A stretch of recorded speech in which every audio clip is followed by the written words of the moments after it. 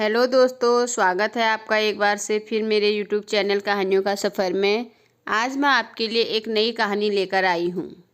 जब माता सीता बाल्यावस्था की थी, तब एक बार माता सीता बाल्यावस्था में अपनी सहेलियों के साथ बगीचे में खेल रही थी।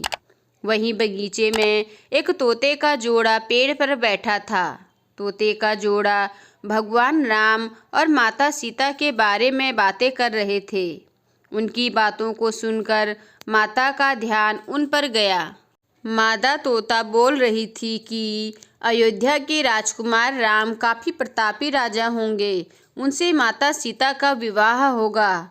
तोते के मुख से भावी पति का नाम सुनकर माता सीता अचंभित हो गई। उन्हें अपने बारे में और जानने की इच्छा जागृत हुई, इसलिए उन्होंने अपनी सखियों से कहकर दोनों पक्षियों को पकड़ लिया और फिर उन दोनों को प्रेम से पूछा कि भविष्य के बारे में इतना ज्ञान कहाँ से प्राप्त हुआ।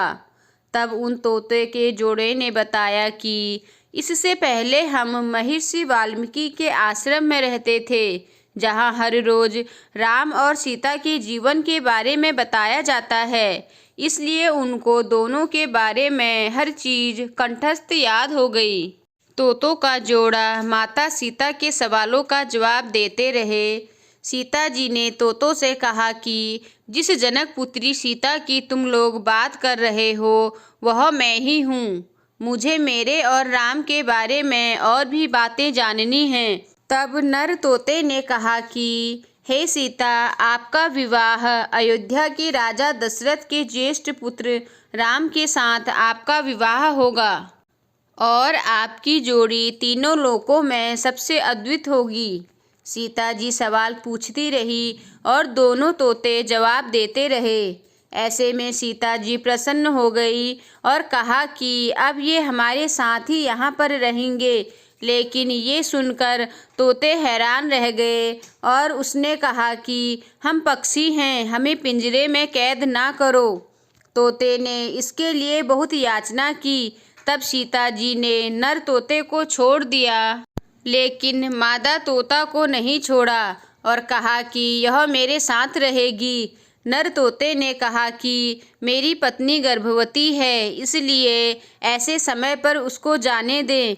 हम दोनों एक दूसरे का वियोग सहन नहीं कर सकते, इसलिए आप मेरी पत्नी को जाने दें। लेकिन सीता जी ने उसकी एक न सुनी। इस पर मादा तोता को बहुत गुस्सा आया और उन्होंने सीता जी को श्राप दे दिया कि जिस तरह तुमने गर्भावस्था में मेरे पति से मुझको अलग कर दिया है, वैसे ही गर्भावस्था के दौरान तुमको भी अपने पति का वियोग सहना पड़ेगा।